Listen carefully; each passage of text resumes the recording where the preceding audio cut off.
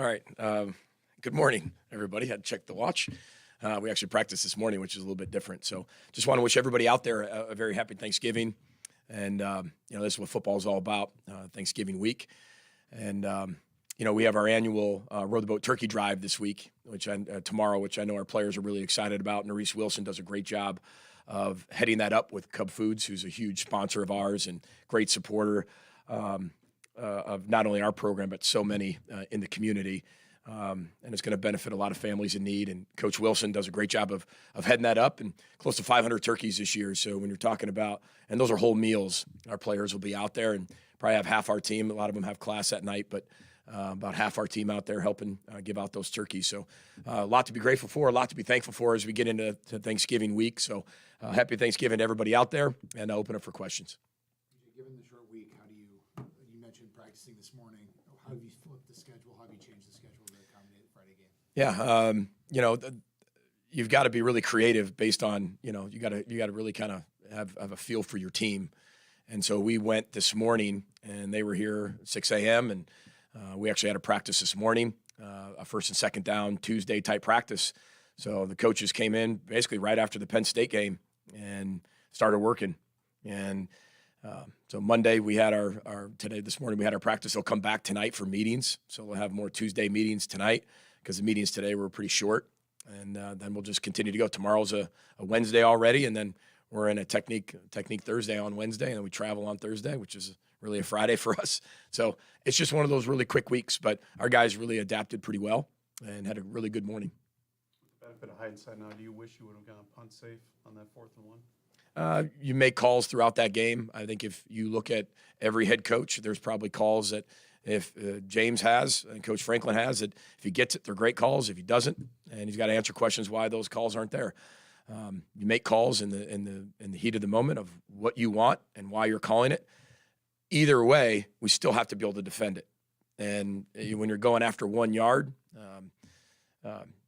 those are the calls people have to make. But either way, we have to execute, and we didn't do that, and that's my responsibility. You've got signing day next week, and the 105 is going to be into effect before the start of the next season. How has roster building kind of changed with Marcus and Garrett trying to figure out everything? Yeah, first of all, Garrett Chernoff and Marcus Henderson do such a great job I think their roles have expanded, though they have changed. And it's not like, we're adding 15 people in a department to handle that for them. They've really taken on a lot more and a lot more responsibility, and they've had a lot to begin with. But I trust those two tremendously. And we have a lot of conversations throughout the day. As we get towards signing day, it's not just signing day. It's looking at the roster in the future. It's having conversations with players in the bye week. I met with a lot of players. I'll meet with a lot of players after the Wisconsin game. I'll meet with players that following week. You start to get a feel of what the retention is going to look like. Once you know what the retention is going to look like, and then who signs on signing day, now you can look at what you're going to add in the portal. And it's just ongoing. It used to be there were ends, and okay, that was the end of high school recruiting. Okay, now we're going to go into this. It just continues to go all the way through the summer, Ryan, and it just continues to adapt. You have to continue to adapt. You got to be open to a lot of scenarios, and I think Garrett and Marcus do a really good job of keeping an open mind. And then you kind of go with it, because some of it's inside your control, and most of it's not. So it's all about the response factor and what do you have ready to go. And I think that's what they do really, really well. PJ, do you like the signing day on the 4th, or would you rather have it where it was the last couple of years at the end of December? No, I like where it is.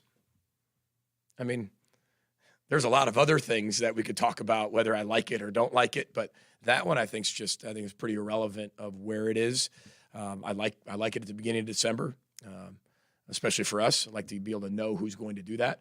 But the whole NLI thing, I mean, that doesn't even exist anymore. So, that's what makes it really unique. What would you like to see streamlined in the schedule, where you've got postseason play, free agency, high school recruiting, all of those things kind of at the same time? Yeah, I mean, I think that, when people talk about college football right now, they're saying, oh, well, we have an NFL model, or it's kind of moving towards the NFL. First of all, it's nothing like the NFL. There's a collective bargaining agreement. There's a true salary cap for everybody. It's designed for all 32 fan bases to win the Super Bowl maybe once every 32 years. And I know other people are winning that a lot more than others, but that's how it's designed. And college football is not that way with the salary cap, and then now you're going to add NIL, and there's no limit to that. It's not that way. But there's a lot of things as you start to look at, like, what could we do better? Just I can't really say the regulations on all of it of what makes it better for everybody, I think needs to continue to be looked at as we go forward. But all of it at once, the NFL has all things at different times where you're focusing on just that. College football, it's all of it all the time, pretty much all the way up to the summer. And I think that's what makes it a little more unique than the NFL. You had mentioned in particular after the Michigan game how the team came together. Did you see a lot of similar traits after this loss? I did. I thought the locker room was really similar to the Michigan locker room. These guys were devastated after that game. Anybody would be, as much as you pour into it. And, we've had 7 one-possession games. We've won 3. We've lost 4. I mean, this is a really, really, really good 6-5 football team that we have. And they've played a really challenging schedule, and it's really competitive. And, the parity, when you look at it and you look at like the 5th team in the Big Ten down to maybe the 14th team in the Big Ten, they're all within 1 or 2 wins and losses from each other. And it's all really close. And this is what we talked about, what the new Big Ten is going to look like. Because it goes all the way down to that last game of who separates themselves and maybe 1 loss or 1 win above somebody else. It's crazy. But that locker room was a tough locker room to talk to because they just care so much. As a football coach, you just want your team to care like this team cares. And they play that way. When you watch them play as a coach, you couldn't ask for anything more. Are mistakes going to get made? Yes. Am I perfect? No. Are they perfect? No. But the coach is perfect? No. But the amount of effort that goes in to a day-to-day operation or a practice or a game or the effort they give, and everybody's giving everyone the best chance to be successful. You couldn't ask for anything more from an organization. And being the head football coach and the leader of that organization, I couldn't ask for anything more from anybody inside the organization right now.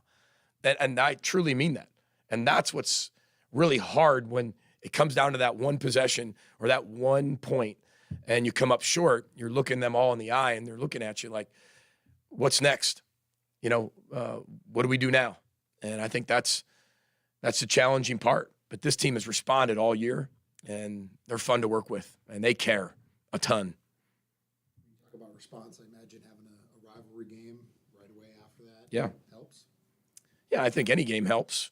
But I think just, being to the last game, you have that emotion piece of senior day last week. That's one thing. But now it's getting very real where it wasn't just your last home game. Now it's your last regular season game. There's guys that will probably play in the bowl game. Some guys might not. This will be their last time ever playing as a Gopher. Wisconsin has the same thing. This is the, 1890 is the first time we played this football team coming up. And this is what it's all about. And you wouldn't want to have it any other way, being able to end the season with one of your biggest rivals. And I know our guys will be ready to go, ready to play. And both teams will be really focused. So no matter what happened at the beginning, middle, towards the end of the year, that's all thrown out the window. And now you just got to play your best football for 3 hours against one of your biggest rivals. That's really, really exciting in a holiday week. What stands out to you about this Wisconsin team? Yeah, I mean, we're still studying, what they do. It's only Monday, but it truly is Tuesday. But they can score points really quickly. They have a really explosive offense. The receivers are playing at a really high level. Quarterback finds ways to get the ball into small, tight windows.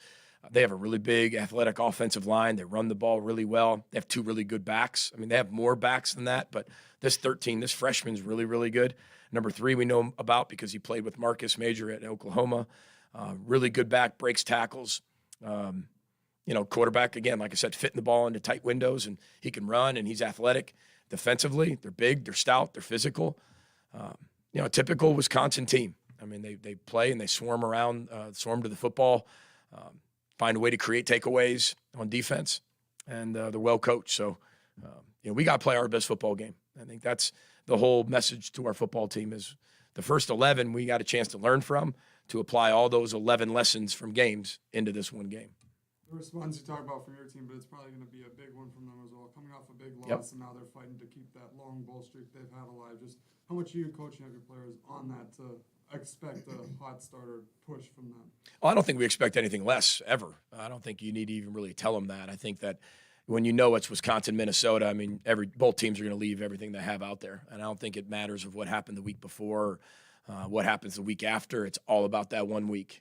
I think that's what's fun about rivalries is, the records get thrown out the window. What you did in the past gets thrown out the window. You get to learn from everything and go apply it. 1 game championship season, and that's how we're taking it.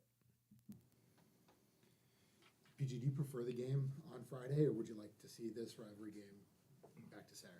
I don't have a preference, whether it's Friday or Saturday. I just love playing it. So, there's other things that are way above my pay grade of why things are done and the schedules are made and the TV deals. And we're just really grateful, 11 a.m. kickoff, and we'll be there in Madison and look forward to a great game. You mentioned the turkey drive tomorrow night. Why is that so important to prioritize that given the week with cramming everything in for the Friday game? Yeah, because you got to put things in perspective. The wins and losses, that's one thing. The rivalry, we'll be ready to play. But to say that you're not willing to stop at some moment to give to families in need, 500 families in need, and have the platform that we have as coaches and as players at the University of Minnesota, to not use that platform as positive and to say we have other things to worry about, I've never believed that. I believe that you have to bring reality to an entertainment-type world. At the end of the day, our players now get paid to be a student athlete and then also go entertain people. But there's time for real life. And this is a game that we play and game that we get to coach. And there are way bigger things out there than us winning and losing football games. That does not stunt our preparation, just like, right, when we had our Halloween extravaganza, right? And that was on a Tuesday or Wednesday? Monday night it was one of the Illinois week. It's on a Monday night. So that's game plan week. And our coaches dressed up with their own children and then had Hope Kids here for the Halloween extravaganza. And we beat a ranked team. It's not like I'm sitting there saying, oh, man, we can't do that because we got these 2 hours and I've got to sacrifice this for this. We find the 2 hours to make up for it.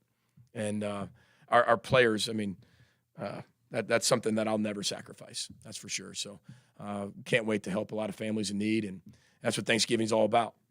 And we want to be able to keep teaching those things, right? That there's other things that come before certain things in your life, and make sure you keep those priorities straight in a world that can sometimes distort all that. I don't want to be that leader that distorts that. I want to make sure they understand the perspective. Dan Lanning took a different approach to the jump around earlier this year where he coached his players on, he played in practice. Is that something that you're trying to take as well, and you've probably done? We'll handle it the way we've always handled it. I think Coach Lanning's a fun guy. He is. If you ever get a chance to be around, he's a fun guy. But I think coming into the league and not being in that environment before, I think that was probably part of it. We get a chance to listen to it all the time, every day in practice, as you get a chance to come around us and be around us, and we prepare for that every single day. But again, I'm sure there'll be a lot of people there doing it. We're just going to prepare for the next drive. PJ, you talk about not having regrets when it comes to play calling, given the benefit of time to reflect on the tackle throwback. Is there anything that you want to add? No, I don't regret any decision because you're calling the decision based on the information you have at that time and what you want to do. You prepare all week for that particular situation. Now, did we execute it? No. Did Max make a great decision and throw it away? Absolutely.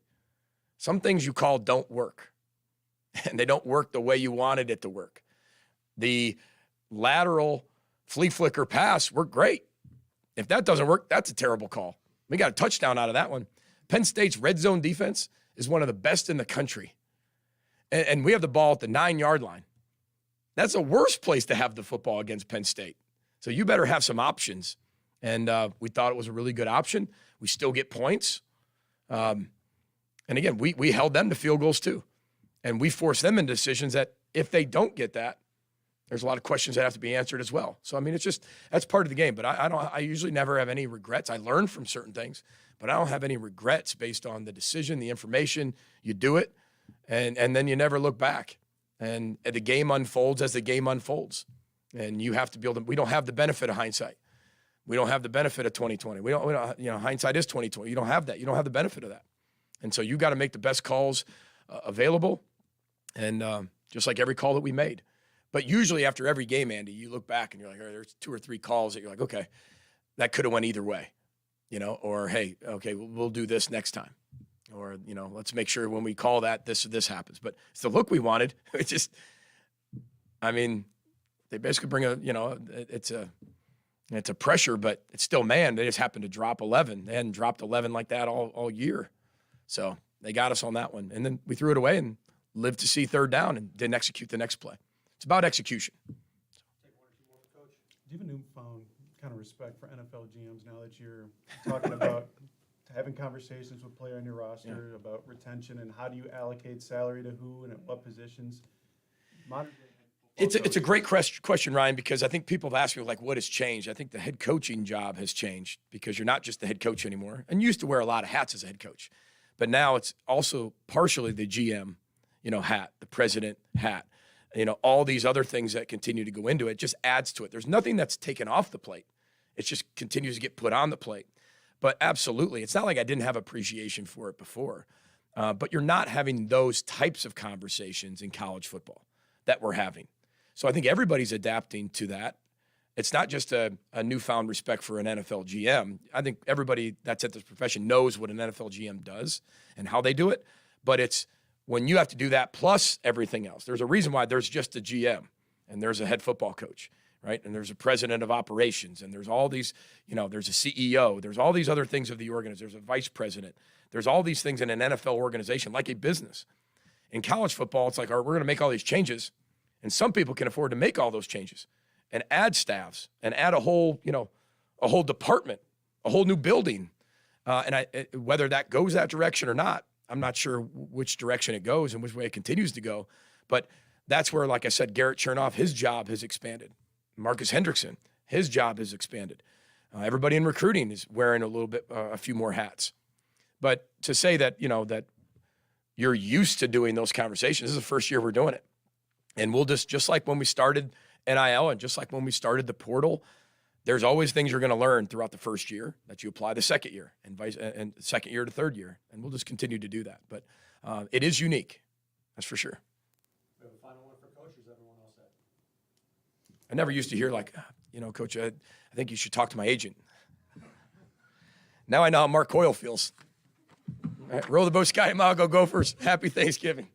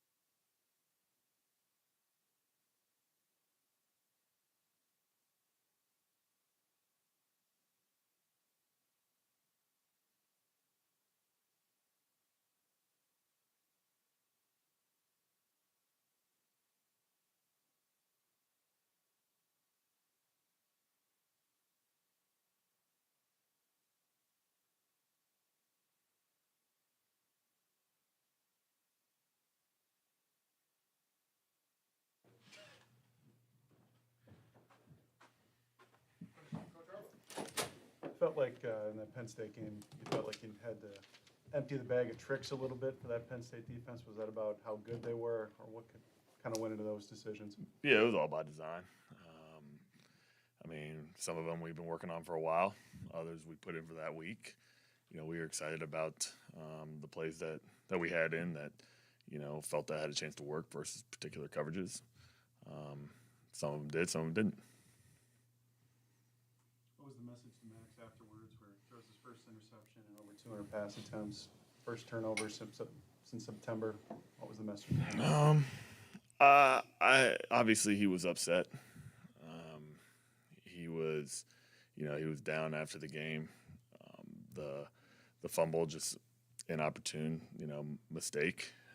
And then secondly, the interception was, I think a product of their defense is extremely good, and so like he stepped up in the pocket. The one thing we always talk about is your feet. As his feet kind of sped up, his mind did, and he saw it right, just threw a bad ball. And, I don't think the message really changed. It's just right after the play, just calm down, make the throw next time. He did. But it was just making sure that he knew, like, just because he had a few bad plays within a game, the message I said to him doesn't make you a bad player. It's just, you have, every once in a while you're going to have a bad play. When you play as many plays as he has, and then play as many elite plays that he's played, it's very uncommon, or it's very weird for you to see him have a bad play. I was excited the way he responded yesterday and today.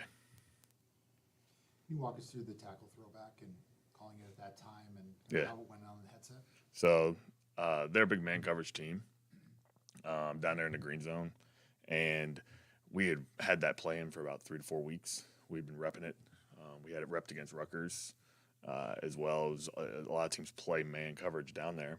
They gave us the look. We actually had an alert on that play to get to a different type of play if we were going to get a simulated pressure or zone pressure. They did a good job disguising. They went to every single person on the headset was like, we got the look. They went to a simulated pressure. 11 dropped out, covered him. Great reaction by Max. I can't tell you how many times I've actually said that, probably 1 or 2 times when we repped that play leading up to Rutgers, because we were looking for a particular look. We got the look. They ended up doing something different. That was all it was. It was a good play by them. They made the plays. What have you seen from Wisconsin on tape here in the last month? It's going to be a battle. You put on the tape and, they play extremely hard. I think the one thing that they do a good job of getting in and out of fronts. I really like their linebackers. I really think the way that they play the game is really, really good. 24 is an exceptional safety. He was very good last year for him as well. They're going to fly around. They're going to be active. They're going to be really excited because it's their senior day, and we're excited for the challenge to go up against them. But they're going to present challenges for us up front from multiplicity in fronts, going in and out of 4 down, 5 down fronts, the different types of pressures that they can bring. They can play man. They can bring simulated pressures. They can do a lot of different things, and they can get in and out of 4 down, 5 down fronts in their 5D lineman personnels, as well as get into their nickel personnel where they can be 4 down as well, and also get in and out of that front as well. So it's going to be a good challenge for us. We're going to have a good game plan. With how relentlessly you game plan, obviously Max mentioned it last week on how much you prepare, just having less time, a shortened time to react to it. How does that change how you kind of schedule your time? Yeah, it changes a little bit.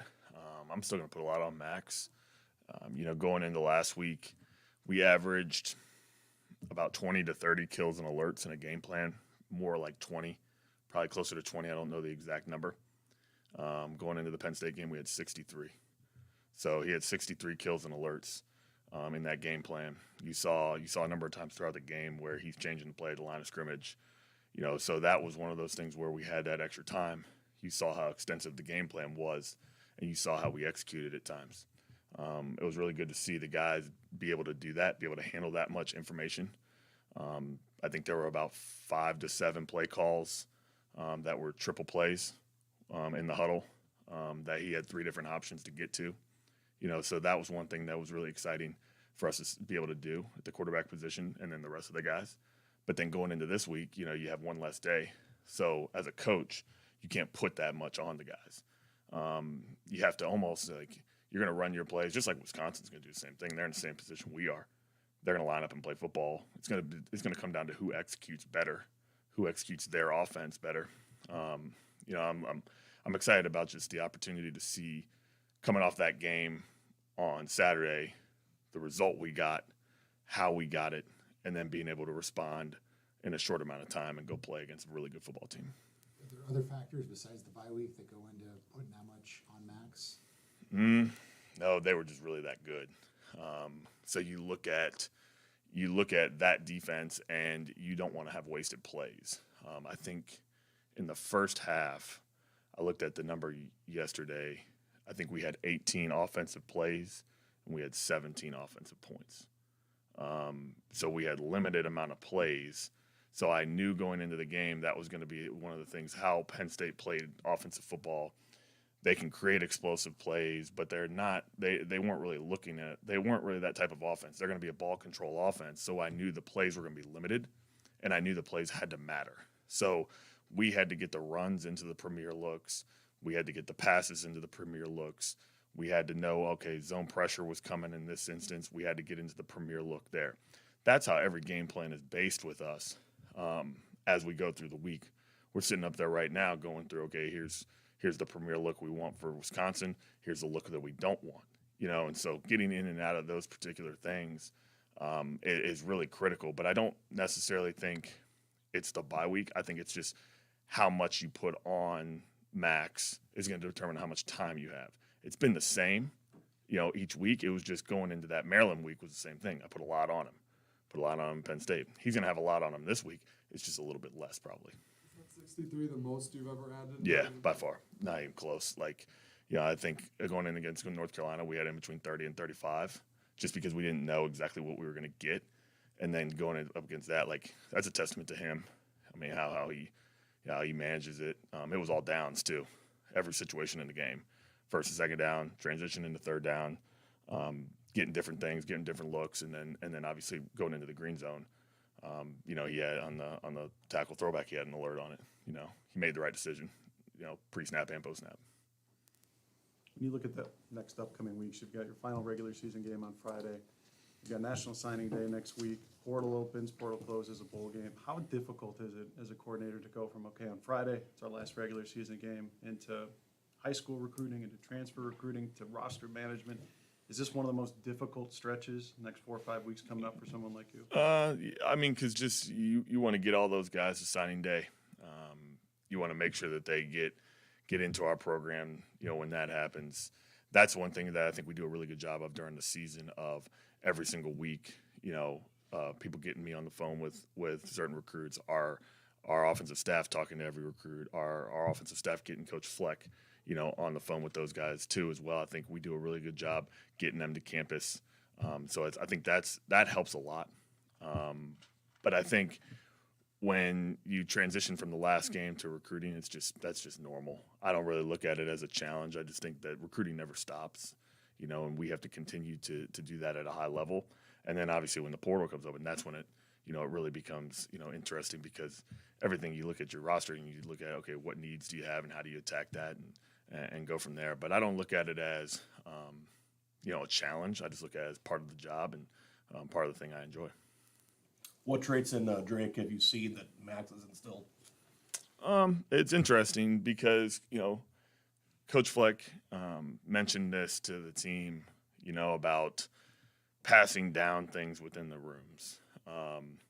You know, you look at Quinn Carroll, Nick Callerup, those guys within those position groups, passing down, you know, a mindset or a work ethic or anything like that within the position group. The characteristics I've seen the most out of Drake is how much he's been around Max. I think when, you know, you look at the opportunity that these guys in the room, whether it's Drake Lindsay, Dylan Wicke, Max Schikanjansky, like, you look at those guys and you see how they gravitate towards Max Brosmer.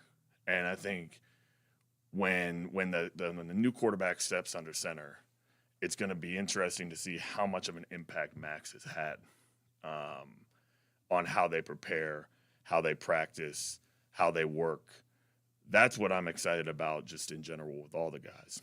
Drake specifically, it's just his work ethic and how he's changed from January to now with his mind, with how he's worked, and then even as we go throughout the whole process of changing his body. He's growing up. He's maturing. He hasn't taken the year off. I think that's really, really a hard challenge for a young player. It's one thing if you have a backup quarterback that's a redshirt sophomore, redshirt junior that's been in the program for a while. You have a true freshman and Dylan Wicke that both of them are those guys that are in 1 year in the program, and they can't take the year off. That's what I've been most impressed with Drake is just he's just worked really hard to when he can, he leads. He's also worked hard in knowing that, okay, he's one play away from playing, and he has to prepare as if he's the starter every single day, and he's learned a lot from Max with that. How nice is it to have a wide receiver like Elijah Spencer that can make the physical contested catches over the middle? He's improved a ton. You can look at last year, and I think I said it a few weeks back how he quadrupled or tripled his catches at one point during a year, and he's really impressed me. The cool moment in the game was, I went tempo right there before we got down, I think, 1st and goal on the 8, and he made the play, had a great release. Max felt the grass over there with the safety kind of pushing to the field through the bang, and it was a great pitch and catch, and it was cool to see Elijah make those contested catches, make those big-time catches, because just like I've said to him before, this time last year he didn't make those. And I highlighted him a while ago to the entire unit that just because you're not getting the production that you want right now doesn't mean that's going to be how your story ends. And he's written his story in the way that he wants it to. He's worked his butt off, and I've said it in here before. Just in January, he became Max's best friend, and just how much time he spent with him, and it's showing up right now. It doesn't just happen overnight. You got to continue to work. You got to continue to get better. Focus on the mental side of the game and prepare your body for it. It's been cool to see someone like him do it. What have you seen in the bond between Max and the offensive linemen? Obviously, they go out to dinner on Thursdays, but how have you seen them kind of bond? They're just fun. They're just fun to be around. I think the relationship between the quarterback and the rest of the position groups, they're all different. And it's cool to see those guys get together. And I love the fact that they can challenge each other. Their body language never varies. It's cool to see when Max gets hit, he doesn't get frustrated by it. Those guys are always there to pick him up. And he's always the one, too, where if something does go wrong or something does go bad, Max is really positive with him. He knows the right way to get on him without being demeaning. And I think that's a really huge characteristic as a leader. But the relationship with him is critical, just continuing to push those guys. And he understands that those guys don't get a lot of the credit. It's easy to place blame on those guys when things go wrong. They don't get a lot of credit when things go well, where Max gets it all, when things go well. And he's very much, hey, the offensive line did a great job today. He continues to encourage them. And I think it's been really, really cool to see, because I haven't seen a relationship between a quarterback and each position group the way that we have had this year. And that's leadership, and that's a testament to Max. Minnesota-Wisconsin game is historically won and lost up front. So what's the message this week to the offensive line that's been largely inconsistent all season long? Like I just said, I'm not going to, place any blame on any particular position group. My position group has to play better every single week for us to be able to win, just like the offensive line does. And I think it's just going to come down to the same thing of their preparation in a short week.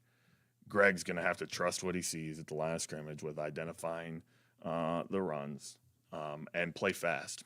Go from there. And, you look at those guys up front between Quinn and Coop and Tay. Those guys are going to get a chance to play in their final game against Wisconsin. And you want to leave everything out there for that. But they're going to be ready to go. I'm excited about the opportunity for them. You know, one thing, the weather, it's an offensive lineman's dream to play in this kind of weather this weekend. You know, it's going to be cold. It's going to be a great opportunity for them to establish the run, and it's going to be one up front. You know, they're saying the same thing at Wisconsin with their defensive line. It's going to be one up front. We got to do a better job than they are. Thanks, guys.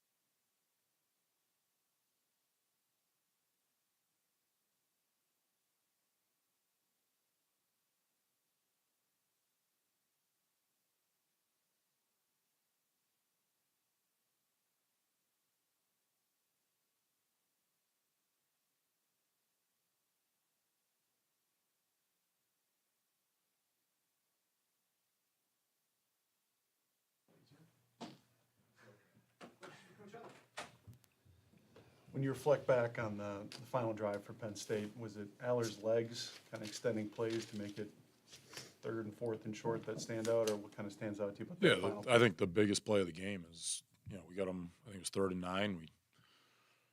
We kind of trap him in a coverage, and he pulls the ball down. He looks to scramble, and we get a flyby, and it allows him to get out of the pocket. And then we have a shot to get him down, make it 4th down and 5, and we don't press the hip. We take a poor angle, and then he falls forward, and we got to knock that thing back when we tackle it. Make it 4th and 3, 4th and 4. He falls forward, and I think that's. There's a couple plays in that game, but that's one of the biggest plays of the game to get it to a 4th and 2, and allow them to go for that, to fake that punt. If you get them to 4th and 5 plus or 4th and 8, I think they punt the football. What are the biggest changes in your mind that they did with Tyler Warren in the second half versus the first half, where you really kind of took him out of the game plan? I think maybe they leaned on him a little bit more. I thought, I think that kid makes plays. I mean, there's times, in that T2 going down halftime, we got Cody all over him. That throw, that catch, that's a big-time football play. And, that's why he is who he is. That's, I wouldn't want to put anyone else in that situation. And, we put different guys on him at different times. And, I thought Cody had great coverage on him, and the kid steps up and makes a huge play. Later in the game, we put Coy on him in the green zone, and Coy step for step makes a really good play on him. The ball wasn't quite, where it was in that first time. But, I thought our guys challenged him. I thought our guys did a really good job. There was a couple times on those middle screens I thought we should have done a better job taking on the blocks. I thought one time we had it viced up and we went around a block instead of vicing it and doing a better job of knocking that thing back at the point of attack. But that kid gets so many touches and the offense goes through him so much. At some point, he's going to make a play. And I thought our guys did a really good job most of the night. And we just got to make 1 or 2 more plays there. What stood out about that Coy pass defense against Warren in the corner of the end zone? Yeah, so I mean, it's 3rd down. We got to hold him to a field goal in that situation, and we changed it up. We went, we were trying to get a bracket on him. We did that multiple times. We were trying to get 2 for 1, and he runs an outside release, and it's 1-on-1. It's 1-on-1. Obviously, it's the green zone, so he's got the back of the end zone. He knows he's got a little bit of vertical help with that, and there's only so much of a window you can put it in. But that's a huge play to step up in that situation against. I think that kid will, wherever he'll go, top 25 picks, top 20 picks. That's one of the best players we've seen all year. Wisconsin fired their offensive coordinator before that Nebraska game. What are the biggest differences you kind of saw between the old Wisconsin offense and what you saw on Saturday? I still think there's a lot of similarities. The run game, they haven't seen a ton of changes that stand out. I think, they're still going to run their gap scheme. They're a counter power team. I think they do a really good job of the stretch play. Whether they're, stretch, bringing the tight end back, trying to fold it back through. I think the run game's very similar. The pass game, I did feel like maybe there was a little bit more RPOs. Quarterback did a really good job getting the ball out, distributing it. Obviously the wide receiver makes 3 big plays. I think it's hard to probably go that far off track at this point in the year with what they've been doing. But, I thought there was a couple different subtle changes in there, and, we'll continue to game plan that, continue to look at that, and as we go through, get a feel for exactly how they're going to call it and what they'll tweak this week for us. Obviously, you still do all of the game plan and prep, but before the game, but then the adjustments. Obviously, he might make different adjustments than the other one. So, is that kind of on your mind as well? Of maybe the adjustments that are going to have to be made maybe early on in the game. Yeah, well, that's always what we're. We've had games where we talked about it 2 weeks ago with Rutgers, where we came out and we had to change what we were doing early in the game. There's been other weeks we've felt good about where we are early on in the game, and then later, maybe halftime or after halftime or certain points of the games, we'll give a different look or a different presentation, or we'll try to attack, the offense a little bit differently. But every week we'll have a plan, and then we got to always make sure, however they change it or however they, how are they attacking us? Where are they running the football? Who are they trying to work the football toward? Where are they trying to push the ball out in the perimeter? We always have to have a plan to make sure we can take everything away. And, we always have those options built in as we game plan. We just got to figure out when we use those plans.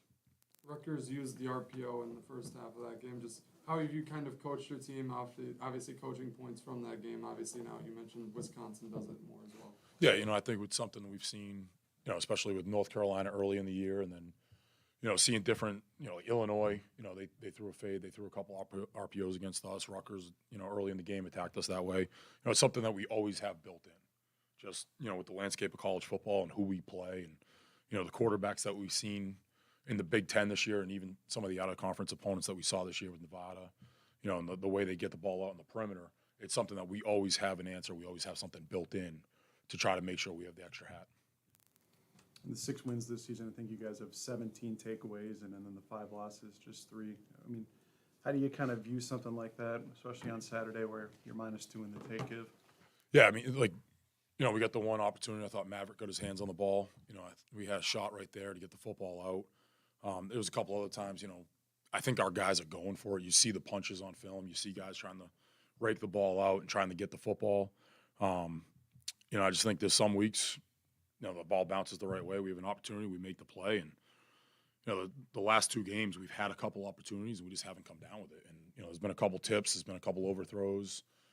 There's been a couple times the second man's gone after the football, and after the first guy kind of stands them up, and I think our guys are going after the football. We're constantly attacking it. I think we're obsessed with the ball. We got to get we got to create more takeaways. We got to take advantage of the opportunities we have to get those takeaways and change the game. PJ mentioned that you guys have started to have some of the conversations with your current players about retention for next year and things like that. Is that kind of the biggest change you've seen over these last couple of years with NIL and everything is, okay, now I got to start to negotiate with them. Are you coming back? Are you not? Especially with the portal opening here in 2 weeks. Yeah, I'm worried about Wisconsin. I think, the player relationship, I think that's always, like one of the biggest things. And I think that's, I think we have guys on our staff that do a great job of, building that trust with our players, coaching our guys up. We coach them hard and, getting the respect 2 ways, both from the players and from us. And I think that's something, the way we coach our guys, I think that'll take care of, and that handles a lot of the relationships that we have with our guys. And, defensive side of the football, right now, we're coaching our guys hard. We're continuing to get better. The number one goal in the season is when you go into spring football, you want to come out of spring football better. The way that we took the field preseason camp, you want to leave camp better than you were there in every aspect. How fast we play, the way that we strike, the way we take on blocks, the way that we tackle, and then the same thing from North Carolina to, whatever the end game is. This week it's Wisconsin. When we get done with the Wisconsin game, we want to be better in that aspect. That's how we're going to coach our guys. And, after that, we'll figure out what goes on from there, but that's the biggest thing we're worried about right now. Anthony's played some of his best football here in November. What do you think has clicked for him in the last month or so? He's played more football. I think the more football you play, the better you get at football. And I think just the way he attacks it, the way he practices, I think Coach Debo does a great job, with the progression of practice right now. How, he coaches the get off, how he coaches the ground the pads, how he's working the fundamentals and the technique, and then how we drill it, and then how we put it in the group segments, and then as he goes through and he plays more football, playing with those skills and those fundamentals, I think he's continuing to get to be a better football player. He's playing faster. He's having better understanding and awareness of what's going on around him, better understanding of scheme, what he's seeing with a man-on block or a man-away block, or how he can attack people when he gets high hat. And I just think he's playing faster, and it's the game is slowing down a little bit for him, and we're playing him at multiple positions. And a lot of times that helps you understand, well, sometimes I'm playing 3 technique, sometimes I'm playing 5 technique. He's even played inside as like a 2-eye or shade at times. And I think that gives him the awareness of, okay, this is what that guy's doing. Now I can do this, or I have a little bit more freedom here. Right now I really got to do my job on this. And I think that's allowed him to play a lot faster. We've seen Zaquan be a rotational piece. What have you seen in him that shows that he can maybe take on a much bigger role with guys leaving? Yeah, he's a guy, I always like to watch guys on special teams. If a guy's not, in the, starter right now, or a guy's not the guy right now, I always like to see, how do you play on special teams? And he's a guy I always feel like plays really well. He competes. He does his job really well. He plays fast. He always takes on the challenge, and it's the same way on defense. Whether, E-Rob has a playoff, or Wally, or we're in a package and we're moving Wally to nickel, or whatever it is. And that's where, I'm always trying to watch in those, whether it's on film or seeing how guys compete in those periods, even if it's just like special teams Indy, because that's where I get a good feel. Okay, this guy does a really good job in a role there. Let's get him in a role on defense.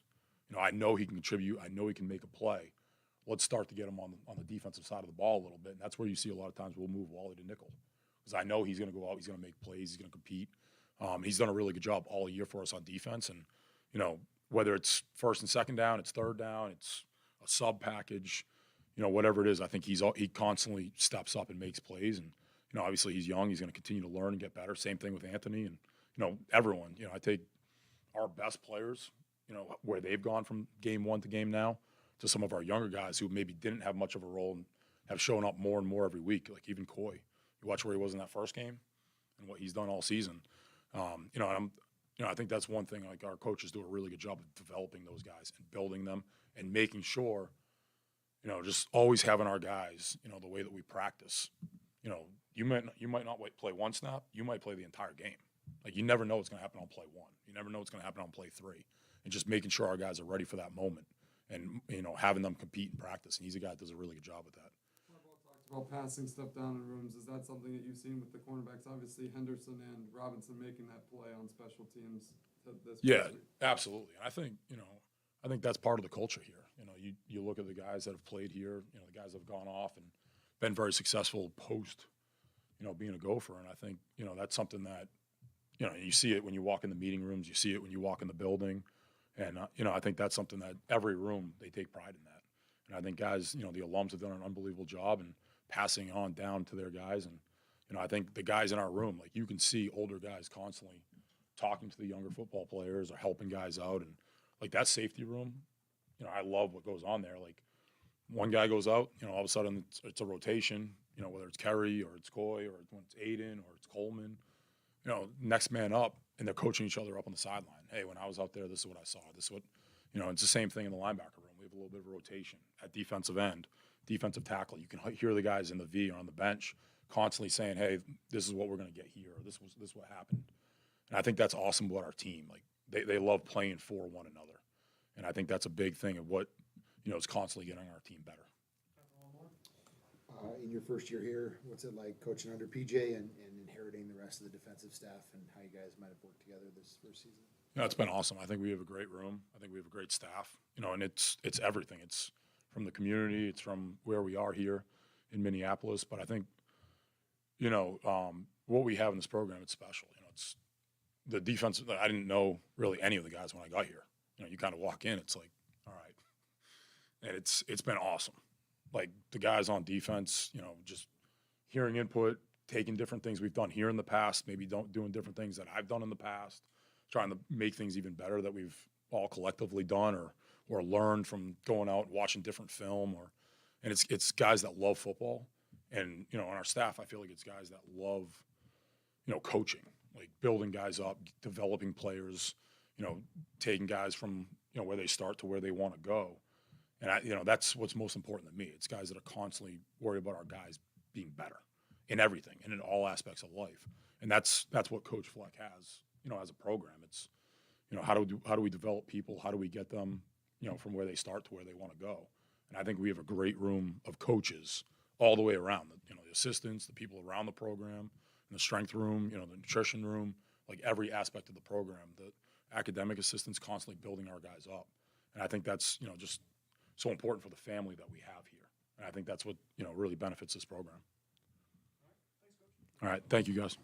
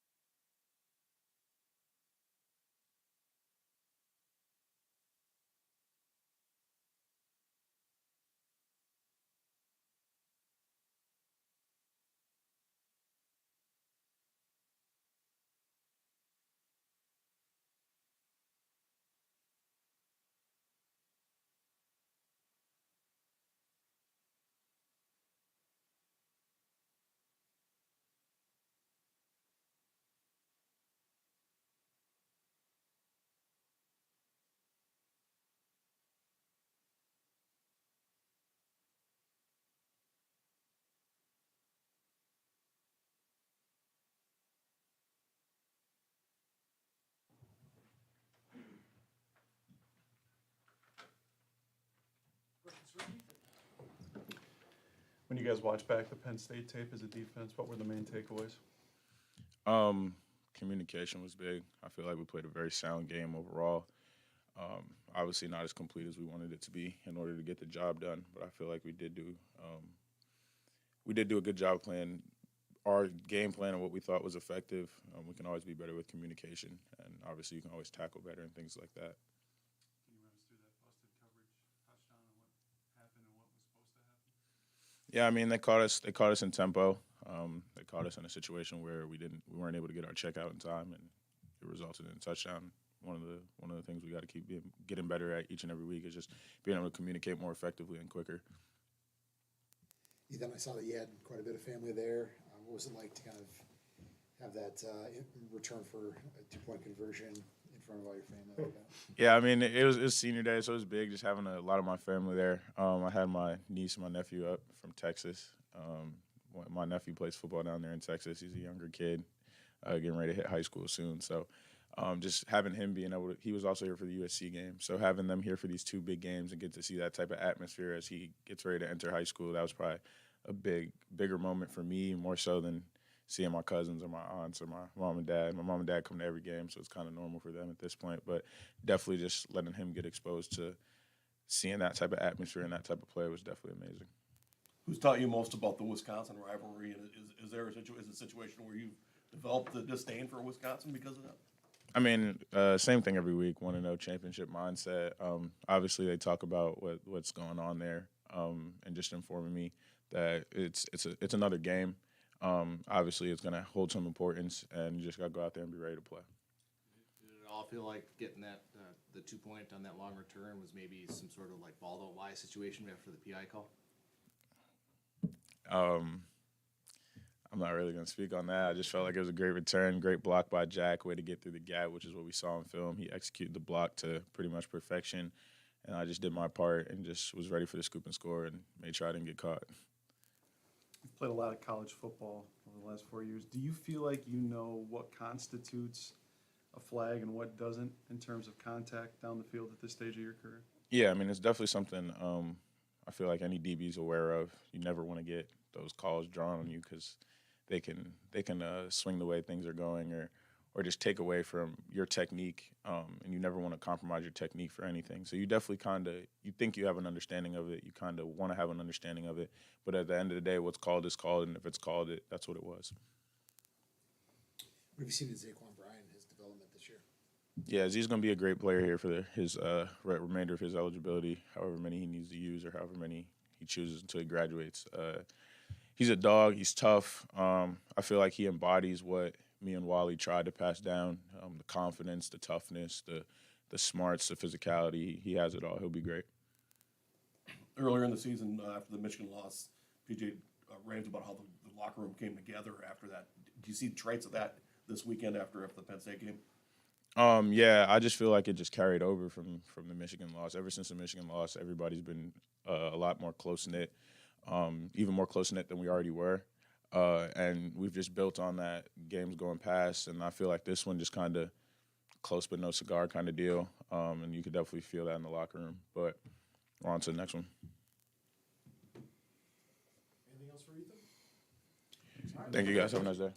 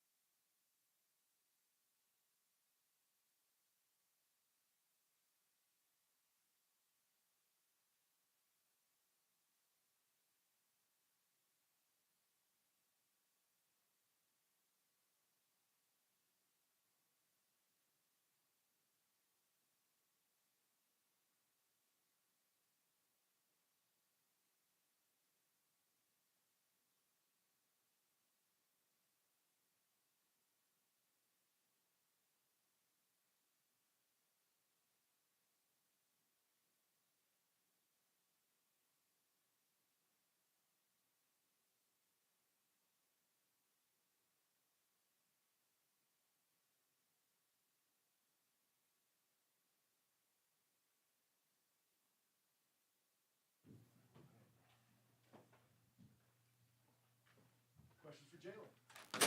It's good. Jalen, we didn't see you participate in senior day. Does that mean you're coming back next year? Yeah, I'll be back next year.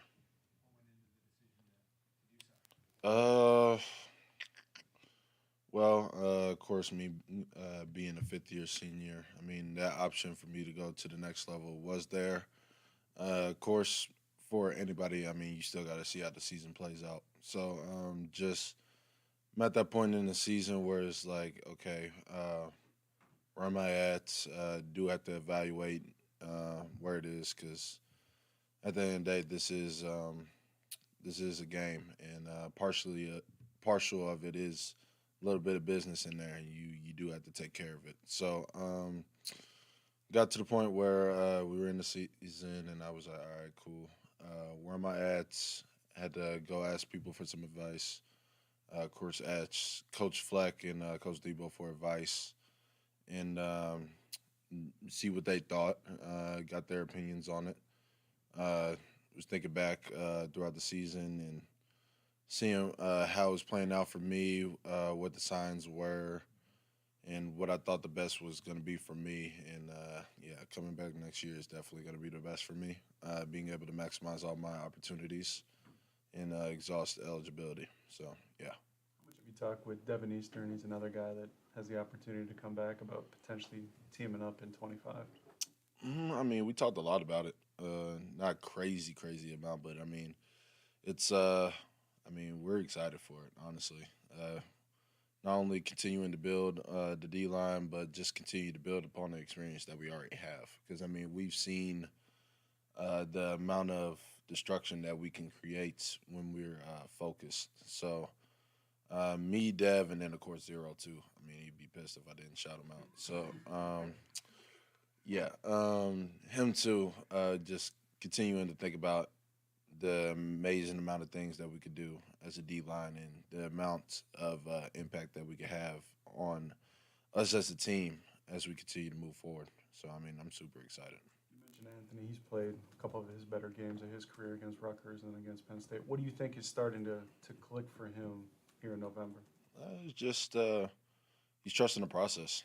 I feel like anybody who's come through this program knows that it's not an easy process, and especially for him, it hasn't been an easy process either. So for him, he's figuring out the game. The game's starting to come to him a lot faster. I mean, of course, anybody that's played football understands like the time that it takes to truly understand the game of football, especially when you get to the next level and this level especially. So he's figuring out things that he may not have gotten like a year ago, and now he's putting it into perspectives to where he can go play faster. We've seen Martin Owusu and Theo Randall travel with you guys on the defensive tackles every game this year. What have you seen from them here as they wait for their shot? Yeah, of course, young guys, but at the same time, they're not young guys. I mean, they've had experience in practice. They played a couple games here and there because we need them to. But at the same time, it's just them being patient. I mean, whenever their number is called, they're going to be ready. So I'm truly confident in those two guys, especially 99 and 87, of course. But I mean, when they step on the field, they're going to make their presence known. The Wisconsin-Minnesota games, historically, one of the trenches. You've been on both sides of that. So what's the key going into the game on Friday? I mean, we all know that this is about to be a physical game. We've seen it in years past that it mean a lot of running the ball, physicality when it comes to defense on both sides. So the key of it is not only who's going to want it more, but at the same time, it's going to be who's going to be paying attention to the execution and the details. So at the same time, of course, Coach Fleck continues to talk about 78% for us. So being able to focus on the intricate details in those things with 78%, the ball, tackling, explosive plays, and then, of course, narrow situations, middle eight, as Coach Heatherman keeps on talking about. So just being able to dial down the situations, and yeah, I mean that's really what's gonna come down for the game. If you win there, you can end their season. Is that a motivating factor at all? No, at the end of the day, we got to just go 1-0. Worried about the next opponent. I mean, of course, yes, it is Wisconsin, and of course, this game does mean a lot to us as players, and of course, the state of Minnesota. So yeah, we're playing for that, but at the same time, it's another game. Nameless, faceless opponent. Anything else for Jalen? Awesome. Thanks, Thanks, Jalen. Jalen. Thank you.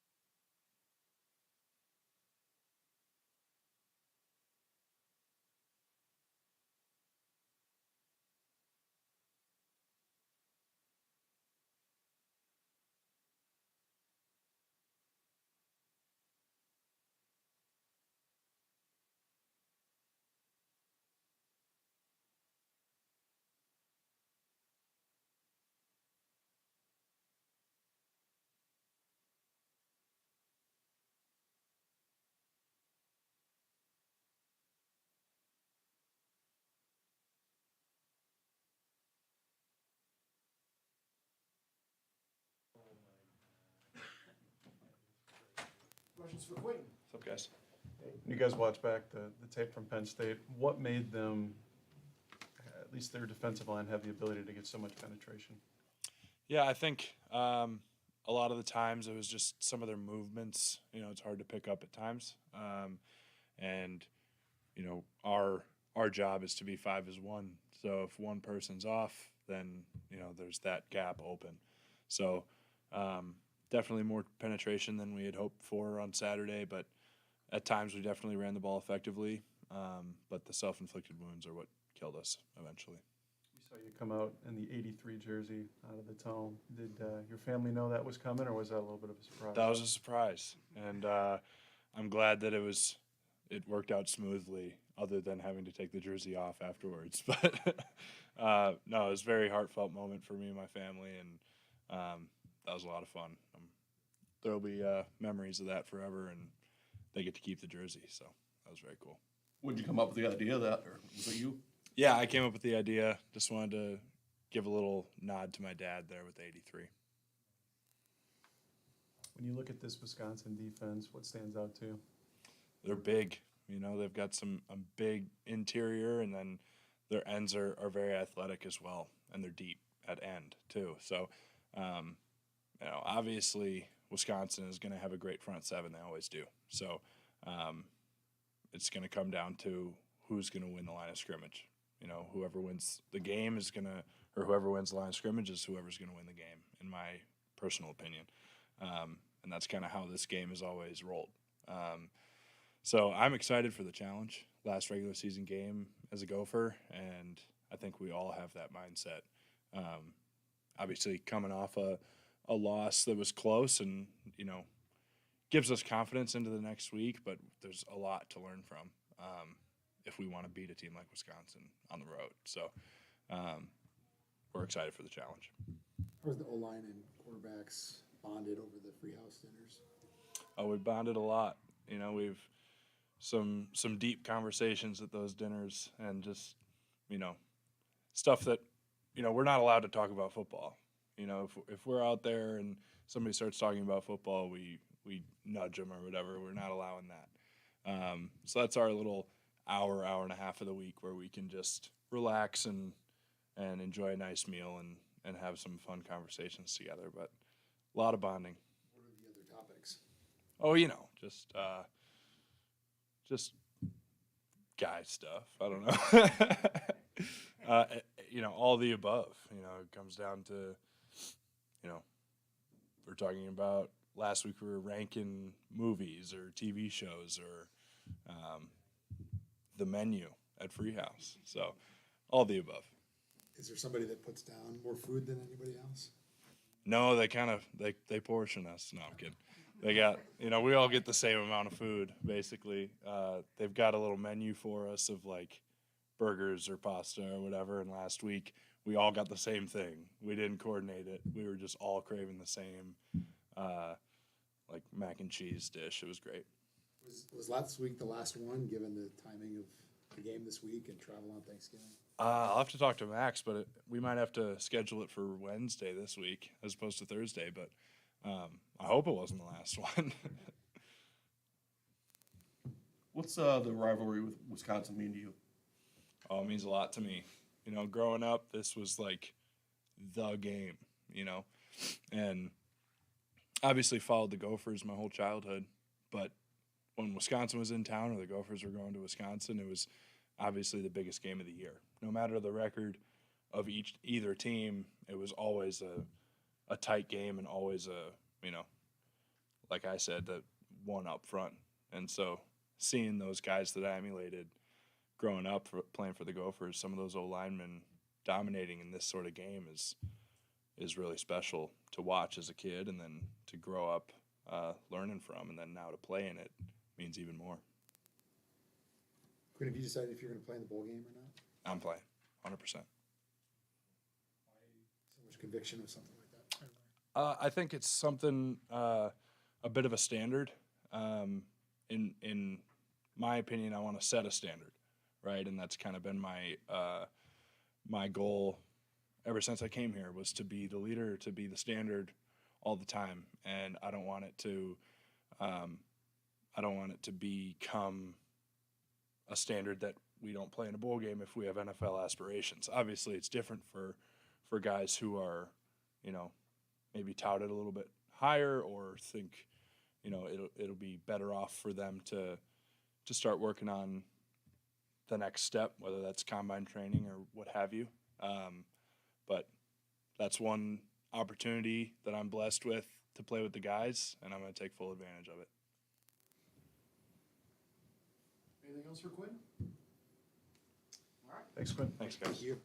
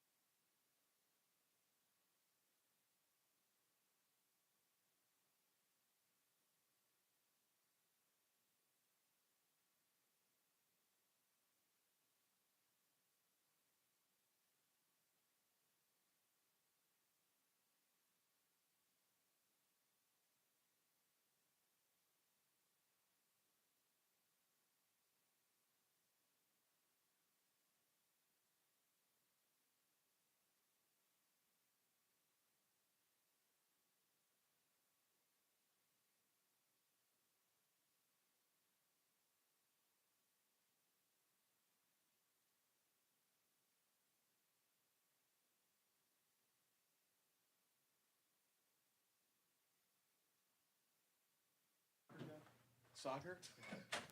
No, I'm not. Everyone tries to talk soccer with me. I have no idea what they're talking about. Like, oh, it's offsides. I have no idea what that means. No, just like when people talk soccer in general, like when they play FIFA or something, and I'm like, what does offsides mean? I have no idea. So it's a sport I gotta learn better. We asked Quinn if he was going to play in the bowl game. I know you've accepted a postseason invite to a different All-Star game. Have you made a decision if you're going to play in whatever the bowl game is? Yeah, definitely. I'm definitely playing. I think it's a really cool experience, especially for someone coming from the FCS or a smaller division, having the ability to play in a bowl game, and it's another opportunity for us to play as a team, and one more game with your team, and it's a compilation of what you worked on all season to play one more game together. Did you kind of know that when you came here in January that no matter what happens, you wanted the opportunity to do something like that? For sure. I got to visit obviously during last year's bowl game and got to experience a little bit of what it's like, and I'm excited that we get to be able to do that. But we're focused on winning this week and putting our best foot forward, and we'll focus on the rest of the season after.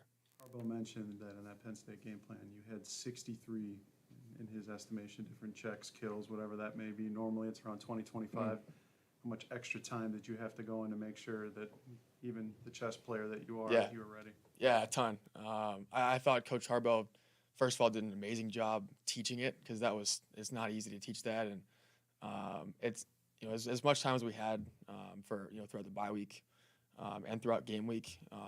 Actually prepping the game plan takes a while, so you don't really get those kills and alerts until towards the end of the bye week and into the game week. And Coach Harbaugh did an amazing job of laying it all out, piece by piece, and making it simple for as complicated as it was. And that's a credit to him and his staff for teaching us that, because it's not just me that has to know the kills and alerts; it's everybody else too, the O-line, the tight ends, the running backs, the receivers. So I thought they did a really good job of learning all that, and I'm proud of the game plan they put together in that game. What were your takeaways after watching the tape back from Yeah. that Penn State one? It's a tough loss for sure. You go back to the statement that it's a football game, and things are going to go one way or another, and you have to live with the result, and go back to the tape and correct what you can correct, and build upon the positives. And you watch the film, and you wish you could have those plays back, but that's how every football game is. And ultimately, you have to live within yourself and trust what you did throughout the bye week and throughout the game week of the preparation that you put in, and know that you did everything you could. And whether the ball bounces your way or not, that's what you have to live with and continue to build, and put your best foot forward for the next week game. Max, how did the free house dinner start? How did that come together? Yeah, so I did that, something similar in New Hampshire. We had like a little on-campus restaurant in New Hampshire. I did that with my own line there, and we loved it. And so I came here and had some help find a restaurant that would help sponsor us and support us throughout the season. And NIL's pretty cool. They get to Free House has been amazing for us, and they support us every single week where we can actually go in and benefit from who we are as people. And they've been very gracious, housing us for every Thursday night in there, and it's been fun. The guys have had a lot of fun doing that this year. And Quinn just said that there's a rule of no football talk. No football talk. No, and I think it's something that we live by. We're talking football all day long, every single day, and for those 2 hours or an hour and a half that we're there, football is completely off the table, and I think that's a good thing where you can kind of get away from football and talk to each other as human beings and not football players, and look at each other the same way and not just as in a football helmet. Quinn said that maybe debates on TV shows or movies with kind of sort of comments or conversations. Yeah. That you guys talked about. Yeah, Coop always has a movie suggestion for the guys that night. He always has something in his back pocket for the guys to watch. It's more of just a social conversation. I think after how the week went, how our families, how's everybody's families doing, what their plans are, in life in general. It's a fun way to again continue to build relationships with people, but also just to get away from football for a couple hours. Is that going to be the last week, given the schedule? No, Free House is supporting us through December, so we'll be able to have one this week, and then throughout bowl prep when we're here. So we're excited to continue that through the rest of the season. Would it be learned about this rivalry between Minnesota and Wisconsin? Yeah, so first thing is, I believe it's the longest standing FBS college football rivalry, most played in the country. And that's one of the really cool things about playing college football, especially at the University of Minnesota, where you get to play in that game and you get to live that experience, especially in a really cool environment in Madison. And, we're really excited to play this week. And especially playing on Friday where, you're probably the only game on, right? And I think for us, it's another chance for us to get better, and also compile all the wins and losses we've had this year, and really learn the lessons from the events we played this year, and continue to build and continue to get better. And Friday's just the next opportunity for us. Played in a lot of cold football games, playing out at New Hampshire, but this week going to be the coldest of the season, probably in the teens somewhere. Yeah. What are the difficulties of trying to play quarterback in such cold temperatures? I think you have to get used to it. I think if someone's not used to it, it's difficult. But I think it depends on, sometimes people talk about the footballs, how they can change in the cold weather. And shout out to my EQ squad, the Brady Bunch, I like to call them. And, they keep the footballs ready, and they keep them, they got to kind of be heated throughout the game, right? Because if they get too cold, then the footballs can, kind of get slick, and they do a great job of that. For quarterbacks specifically, it's, keeping your hands warm when you can. Depending on if you're a long sleeve guy or a short sleeve guy, there's a lot of things that go into it. But at the end of the day, if you focus too much on being cold, you're going to be cold. If you just focus on playing football, you're not going to really notice it. And that's what you ask for when you play Big Ten football. Is when you get to November, you're playing cold weather football. And if you're still playing in November and continue to play after, then you're probably doing the right thing. And for us, it's the next one. And I think these guys, most of these guys in this team have played in cold games, so I think we're going to be in good shape. You could end Wisconsin seasons if you beat it. Is that a bit of a motivating factor at all? I don't think we're focusing on that. I think for us it's about us, and we focus on us for the whole season, right? Where we want to build upon what we have as our team, and what we can get better at each and every single week. And regardless of if it's our last regular season or not, our last regular season game or not, it's the next one for us. And for us, it's another chance to get better as a team and as individual players. And we're focused on being the best team we can be on Friday. Participate and jump around, or does it sort of depend on how the game's going? I don't know. I've seen videos. You try to put yourself in that environment, that atmosphere of. That's part of preparation. Is looking at where you're playing at, what the environment's like, and watching videos of what it's like. And most of the teams that I've seen play there, the opposing teams are jumping around as well. So I'll just follow suit with my team, and I'll continue to keep an even keel mindset, but understand that it's one of the coolest environments, college football, and so we get to experience that and play in an amazing rivalry game. So, Anything else for Max? thank you. Thanks, Max.